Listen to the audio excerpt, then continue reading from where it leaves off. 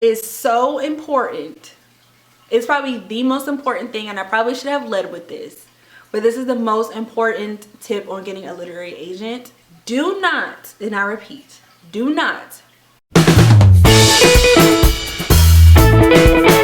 Hey there, it's Books with Big Hair, and I'm here to tell you how to get a literary agent. I have been wanting to do this video for a really long time. I've been seeing a lot of noise out there, stuff that is just totally untrue, and I do not want any of you guys to kind of like fall for it as you try to sign with a literary agent. If you are new to my channel, hello, my name is India. I've signed with Holly Root of Root Literary in 2017. And if you want to read more about my personal story of how I got an agent, I will leave the blog post down below in the video up here.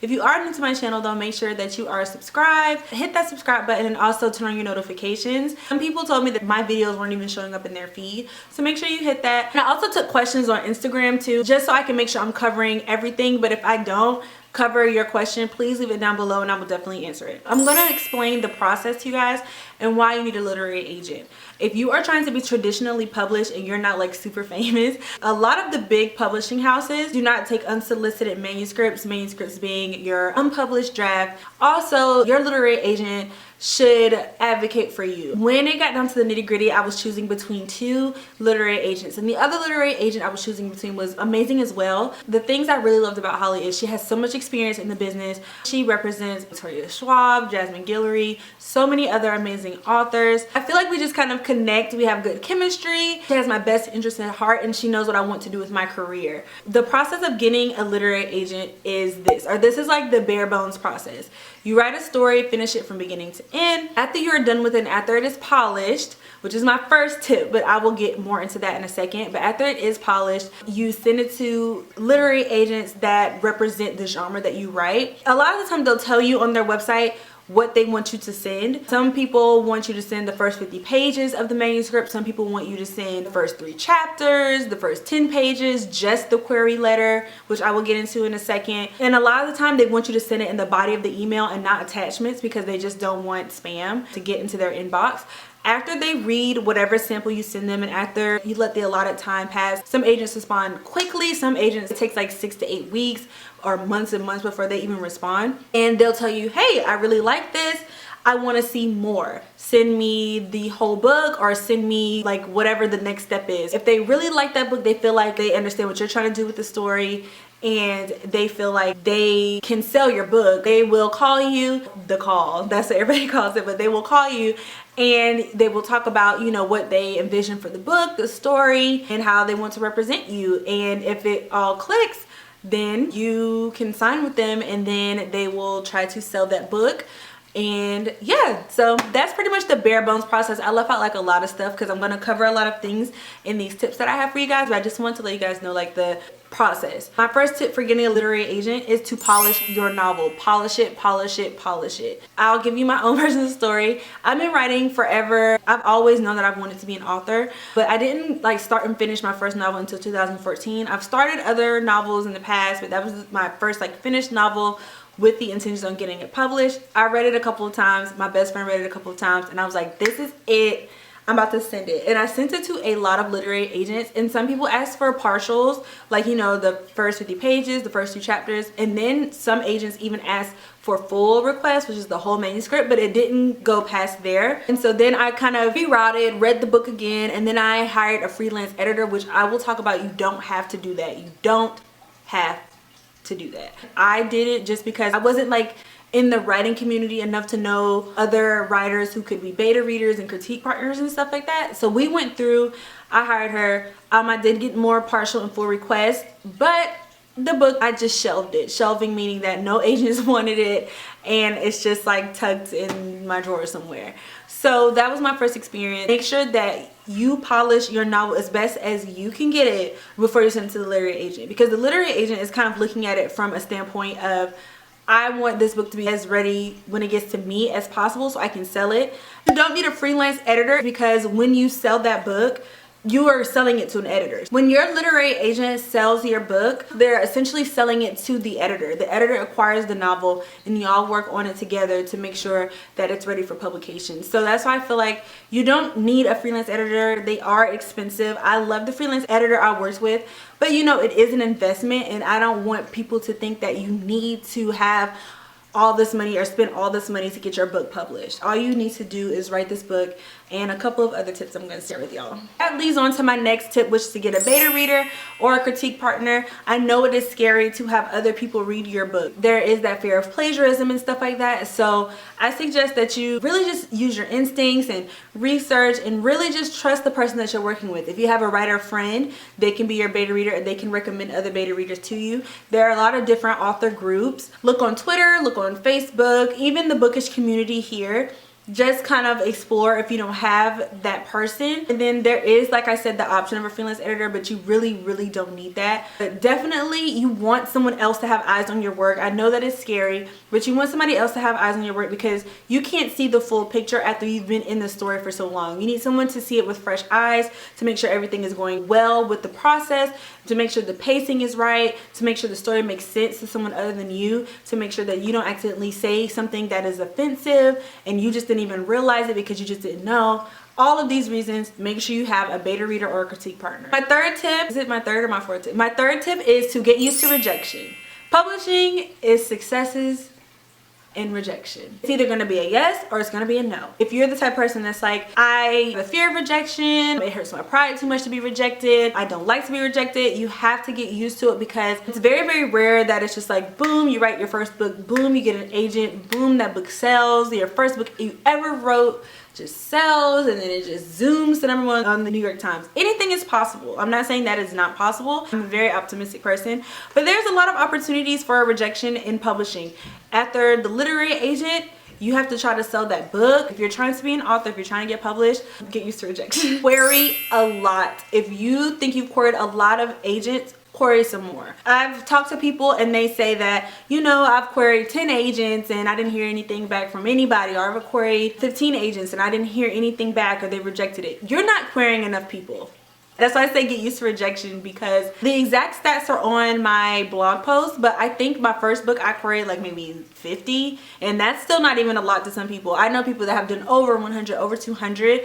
Of course, if you query like 50 people and nobody even asked for a partial, you probably want to take a step back and examine your query letter. Make sure that your book is being represented in the right way. It's written in a way that will catch the literary agent's eye. And I can do another video on that if y'all want me to, just let me know. But make sure that it is just interesting enough that it's really catching the essence of your book. Sometimes your book is amazing, but if you're querying a literary agent and they only have access to that letter, it might not be enough. Make sure that you are querying a lot of people and keep track of who you query. You can actually use Query Tracker. I use an Excel sheet where I put who I queried from what agency and their expected time to read and get back to me with the response, and whether or not they asked for a partial, a full, or a rejection. That's what I had in my Excel sheet, and it just helped me not querying 2 different agents in the same agency. I actually did it in batches. I would send out 10, wait for 10 responses, send out 10, wait for 10 responses, just so I could kind of see how my query letter was being received. Once I was getting partials and fulls, I felt confident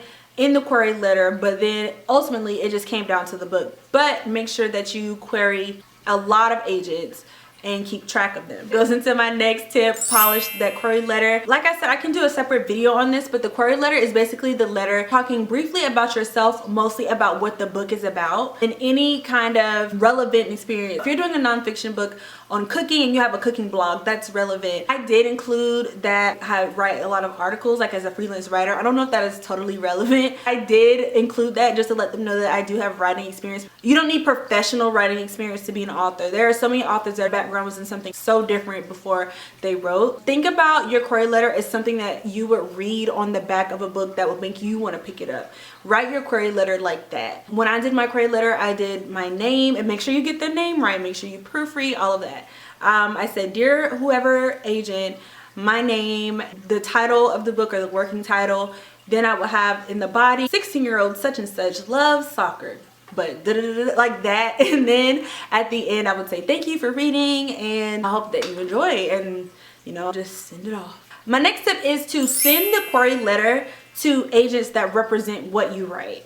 So don't send your nonfiction book on zebras to an agent that only represents YA and is looking for YA romance. Just because they're an agent doesn't mean that they can represent your work if they don't represent that genre, because they might not know the trends in this genre right now. When you talk about finding agents, there are a lot of ways to do it now. A lot of the agents that I found in the beginning, I found on Twitter. I just followed a lot of agents because a lot of agents tweet really good stuff, and then from there I just started following a bunch of agents. If you don't want to go that route though, I would suggest go to manuscriptwishlist.com. I would suggest publishersmarketplace.com. Those are two websites that I used a lot in the beginning when I was just trying to find agents that represent what I wrote. The next tip is a tip that is so important. It's probably the most important thing, and I probably should have led with this, but this is the most important tip on getting a literary agent. Do not, and I repeat, do not pay for a literary agent to view your work. Do not pay for a literary agent to sign you. Do not. Signing with the literary agent is free. It's 100% free. You don't have to pay your literary agent until you sell that book. The standard amount that a literary agent gets from your book deal is 15%, and I think it's a little more or a little less depending on foreign rights, movie rights, and all that kind of different stuff. Of course, when you sign with a literary agent, you can look through that contract. Maybe you can have a trusted author friend or a lawyer look through it with you, but do not pay anybody to look through your work. I used to work with this girl and we were talking about literary agents. She told me that someone offered to represent her, but she had to pay, and I was like, girl, no. I was like, that is such a scam. Do not pay them. Their agent will not see any money from you until you sell the book, and then they take their 15% or however much is in their contract. It's usually 15%.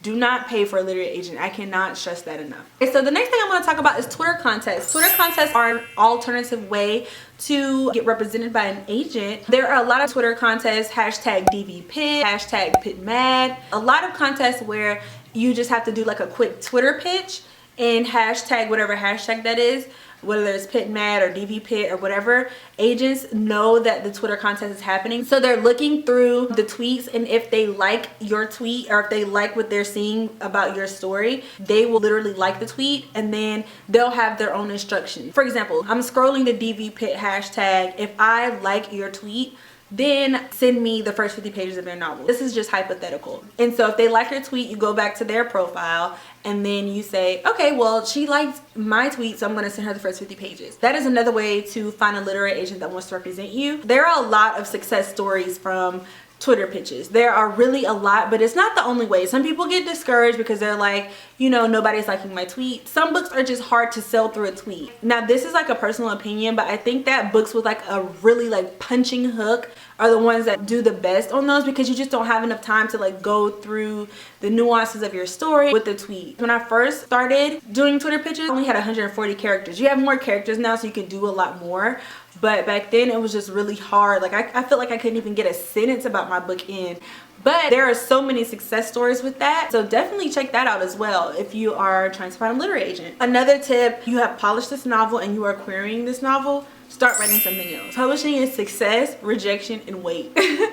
Everything takes forever in publishing. Like my book doesn't even come out until November. I announced it almost a year ago. A lot of things take a lot of time in publishing. So make sure that you're writing something else. Make sure that you're getting something else ready. So if that book does have to be shelved, you have something else already on the back burner. You always want something else on the back burner with writing. My book comes out in November. I'm working on 2 projects right now. So make sure that you are always writing. Write while you wait. Don't twiddle your thumbs when you are waiting for queries, because literally that process of waiting for the agents to email you back is just every single time my phone would ding with an email, I'm like jumping and looking and all this kind of stuff. Like I was literally waiting with bated breath for a literary agent to email me and say that they wanted to sign me. So it was just so much better to just have something else that I was excited about and working on to kind of take my mind off of that as well. Another thing is to not burn bridges.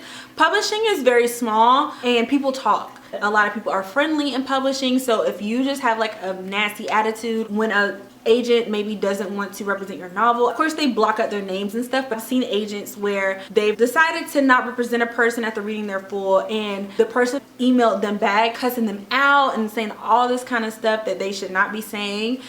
Don't do that, because people in publishing talk, number one, and number two, they might not want that book, but they can want another project that you're working on. So do not burn your bridges. It's okay. Just because someone doesn't represent your book doesn't even mean it's terrible. It just means that it's not the right book for that agent. Another one of my tips, and this is also one that's really important, is to keep writing. It was my third or fourth novel that Holly signed me on. It was my third. Well, I was kind of working on 2 books at the same time, but she signed me on the third. So I wrote a lot of words before the point of Forgotten Girl being published. So just keep writing, keep writing. Don't get discouraged. Don't feel like it can never happen for you, because it definitely can. Keep writing, keep working on your craft. If it's in the budget for you, go to workshops, and if it's not in the budget for you, the library has like free classes a lot about writing, or you can just write with some writer friends, or whatever the case. Keep writing. Do not get discouraged. So now I'm gonna go to Instagram and answer some of the questions that you guys had about literary agents. A person asked, how do you find literary agents that are actually open to manuscripts? This is a good question. A lot of agents, sometimes they do close, they do get backed up. Sometimes I do see agents, and for whatever reason, they're closing to submissions, all the manuscripts they have to read and stuff, whether that is just getting too out of control, or they're going on vacation, or whatever the case. The easiest way to do that is to go on their website. I do kind of see it in tweets a lot. They'll tweet about it, but the easiest thing is to kind of go to their website, and there'll be a note at the bottom saying this person is not accepting submissions right now, or whatever the case. Someone asked, how do I know the literary agent is best for my specific genre? It actually lays it out for you on their website. They'll say, you know, I'm looking for this specifically. So definitely always go to their website. How do you find the right fit for your work? This is a good question. Go off the knowledge that you have. They represent what you write. They're open to queries. You know, they seem legit. They seem like someone that you would want to work with. Think about those things. In the event that they want to represent you and y'all have the call, then that's another way when you can kind of gauge. I've heard of some times where an agent and a writer had 2 different visions for the book that the agent was interested in. They wanted to change certain things about it, and the author didn't agree with those changes. So I think those are certain things that you won't even know until you get the call. But in the meantime, just cross that bridge when you get to it, and just kind of look at the other things, and that will tell you if it's a right fit. Why is it necessary to have an agent? What do they do for writers? Like I said, they are your support. They are the people that get your manuscript into the publishing house's hands. It's very, very hard to do it by yourself. You have to be like famous, or a very small few publishing houses do accept unsolicited manuscripts. But even after you get the deal, it's just better to have an agent to kind of negotiate for you. Now that I'm like on the author side of things, I know that it would be so much harder for me to do a lot of this stuff without an agent. Is it expensive to have a literary agent? No, it is not. It is free, free, free. It is so free. How easy is it to get one to look at your book? So when you are querying, they will tell you how long, like, you know, 1 to 2 days, 6 to 8 weeks. There was one literary agent, all she wanted was the query letter from you, and she responded in 24 to 48 hours. So it was just like a quick yes or no. With some other people, it takes a lot longer, 6 to 8 weeks or whatever. When you send it, they will look at it eventually. It might take a long time, but they will look at your novel eventually. And if you feel like it went to like a spam folder or something like that, you can follow up. A lot of agents don't respond if they aren't interested in your work, and they will specify that on their website. How do I even start? Okay, so I think I covered this, but polish that novel, go to Publishers Marketplace, go to manuscript wish list, look for the genre that you write, explore those agents, make sure they're legit, and do like Google searches, who they represent. Write that book, tighten up that query letter, talk to your beta readers, your critique partners, and just send to your heart's content. All right, everyone, those are all of the tips that I have for getting a literary agent. I did the best I could. I'm sorry if it was kind of all over the place. I haven't eaten in like, I don't even know how many hours, so I feel like I need food now. But thank you so much for tuning into my channel. Please subscribe if you want more bookish and writing content. Let me know if I didn't answer your question, or if something wasn't as clear as I could have made it, and I will definitely answer it down below. Happy writing, everybody, and I will see you soon with a new video. Bye.